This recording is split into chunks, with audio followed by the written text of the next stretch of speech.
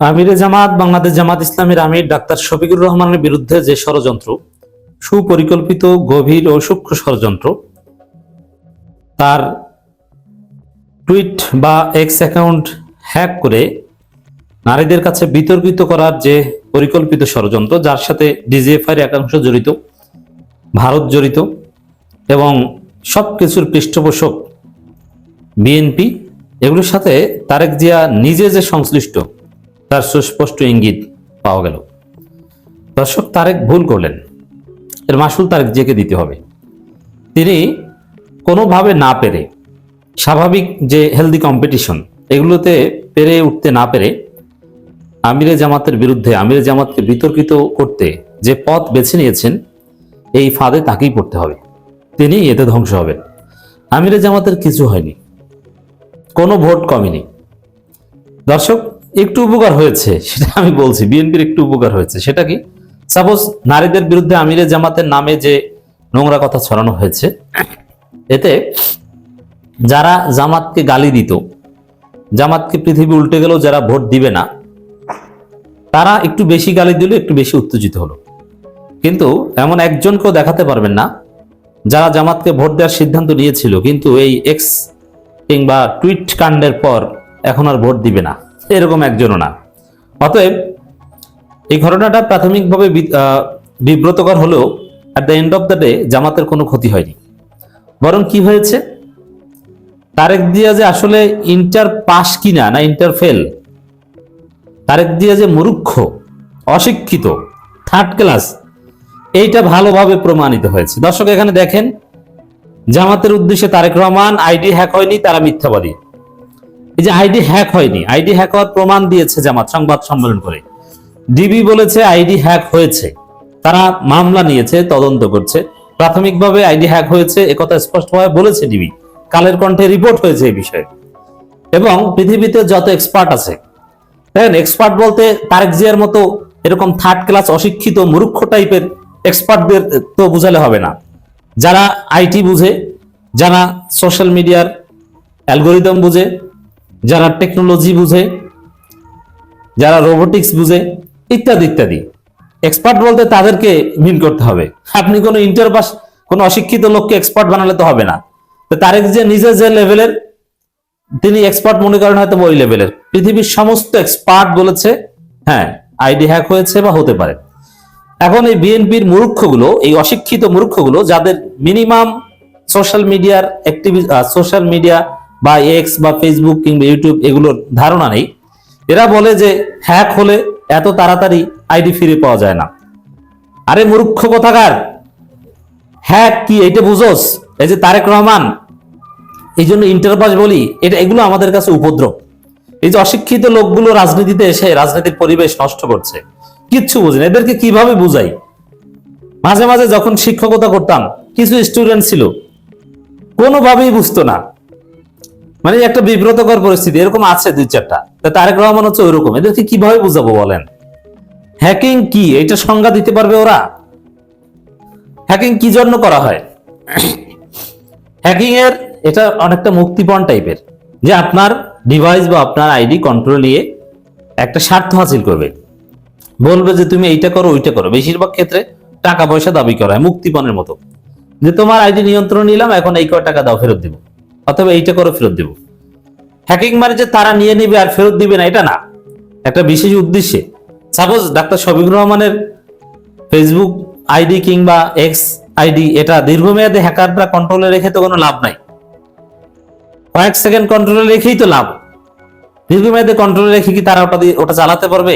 না ডাক্তার শফিকুর রহমান সেজে কোনো অপকর্ম করতে পারবে? এই কমন সেন্সটুকু নাই। ডাক্তার শফিকুর রহমানের আইডি হ্যাক করে কোনো অঘটন ঘটালে এটা কয়েক সেকেন্ডেই করা যাবে, তারপরে তার কোনো লাভ নাই।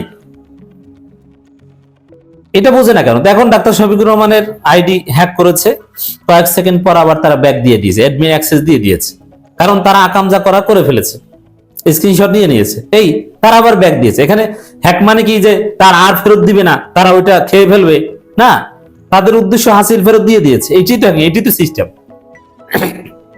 আর এখানে যেহেতু বিএনপি আগে ভাগে বলছে হ্যাক হলে উদ্ধার সম্ভব নয় এবং এটা হ্যাক হয়নি, এই কথা থেকে বোঝা যায় যে তারেক জিয়া নিজে জড়িত, যে হ্যাক করে আবার ফেরত দিয়ে এখন আবার বলছে হ্যাক হয়নি, নইলে এটা তিনি বুঝতেন কিভাবে? তো দর্শক, তারেকের এই বক্তব্য যে আইডি হ্যাক হয়নি তারা মিথ্যাবাদী, এর প্রথম তাৎপর্য হচ্ছে তারেক জিয়া অশিক্ষিত, মূর্খ, কোনো পড়াশোনা নাই, আইডি কিচ্ছু বোঝে না। মেয়ে মনে হয় ফেসবুক আইডি খুলে দিছে, পিআর টিম আছে, নিজে মাইক্রোসফটের কাজ, এক্সেলের কাজ পারেন কিনা আমার সন্দেহ আছে। এই ছেলে কিচ্ছু পারে না। তারেককে যে শিক্ষক, তিনি এখনো জীবিত, ক্লাসরুম থেকে বের করে দিয়েছিলেন ঢাকা বিশ্ববিদ্যালয়, সে নিজে আমাকে বলেছে এর এর ঘটনা কি, ক্লাসে প্রথম দিনে কি ঘটেছিল। এই ছেলেটা কোনো পড়াশোনা পারে না, যার ফলে এই ধরনের থার্ড ক্লাস কথাবার্তা বলছে। তো দর্শক, আইডি হ্যাক হয়েছে এটাই সত্য। আর তারেক জিয়া নিজে দেখেন, প্রথম কথা হচ্ছে যে পলিসিগত নানান বিষয় তো ডিবেট করা যায়, সেখানে একটা মানে তারেকের তো কমন সেন্সই নেই। আমির জামাত কি বোকা যে তার কয়েক কোটি ভোট নষ্ট করবেন নারীদের গালি দিয়ে, কর্মজীবী নারীদের পতিতার সাথে তুলনা করে? না, এটা তো হতে পারে না। তাহলে এই দায় আমির জামাতের উপর চাপিয়ে দিচ্ছে। এর মানে তারেক দেখেছেন যে কোনো উপায় নেই, কিচ্ছু করতে পারি না, জামাতের সাথে কোনোভাবে কুলিয়ে উঠতে পারছি না, ফলাফল তো ডাকসুর মতো হবে। এই পরিস্থিতি খারাপ দেখে যে না, স্বাভাবিকভাবে তো পাচ্ছি না, এখন এই উল্টাপাল্টা লাইনে হ্যাকিং এর নাটক টাটক বা 2 নম্বরই করে জালিয়াতি করে কিছু একটা করা যায় কিনা, এই জন্য এই পথ বেছে নিয়েছে তারেক।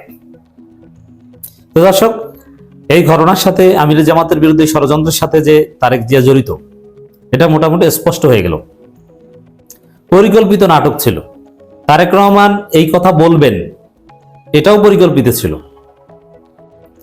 এই জন্য আমাদের দুঃখ যে বাংলাদেশে এরকম এই অশিক্ষিত লোকজন রাজনীতি করে, রাজনীতির পরিবেশ নষ্ট করে, কোনো পড়াশোনা নাই। আর এর অনুসারী যারা, এরাও বেশিরভাগ অশিক্ষিত। গ্রামে গঞ্জে যান, যাদের কোনো শিক্ষা দীক্ষা নেই, বেশিরভাগই এসএসসি তে ফেল করেছে। আমি একজনকে চিনি, বিএনপি করে, এসএসসি তে 2 বার পরীক্ষা দিয়ে পাশ করেছে, তারপরে ইন্টারে ঠিকমতো ক্লাস করেনি, আর পড়াশোনা হয়নি, এখন বিএনপি করে। তা নেতা যদি অশিক্ষিত হয়, কর্মীরা তো অশিক্ষিত হবেই। তো দর্শক, এখন দেখেন, আমি এর ফলাফল যেটা বিশ্লেষণ করেছি, জামাত ইসলামী আমি শফিকুর রহমানের অফিসিয়াল এক্সানে প্রকাশিত একটি পোস্টে নারীদের বিষয়ে করা মন্তব্যের তীব্র সমালোচনা করেছেন। মানে এটা পরিকল্পিত ছিল, সমালোচনা করবেন, আগে ভাগে স্ক্রিপ্ট রেডি ছিল। তিনি বলেন, একটি রাজনৈতিক দলের একজন নেতা পরিষ্কারভাবে 2 দিন আগে বলেছেন যে যে সকল মহিলা মা বোনেরা কর্মসংস্থানের উদ্দেশ্যে যান, তাদের এমন শব্দ ব্যবহার করেছেন যা কলঙ্ক স্বরূপ। এটা পাগলও বিশ্বাস করে না। আমি একটা ভিডিও দেখলাম যেখানে নারী স্পষ্টভাবে বলেছে, এটা আমরা বিশ্বাস করি না। ডাক্তার শফিকুর রহমানকে এত বোকা মনে হয় না। ডাকসুর সে এবি জুবাইর কিংবা মোসাদ্দেকেরাও বলেছে যে এটা পাগলও বিশ্বাস করে না।